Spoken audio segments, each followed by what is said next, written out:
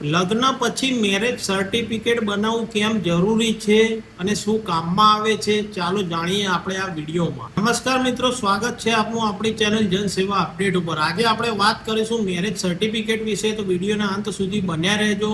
જો તમારે પાસપોર્ટ બનાવવો હોય, વિદેશ પ્રવાસ માટે વિઝાની એપ્લાય કરવી હોય અથવા તો જોઈન્ટ બેંક એકાઉન્ટ ખોલાવવું હોય તો તેના માટે મેરેજ સર્ટિફિકેટ એક મહત્વનું પ્રૂફ છે।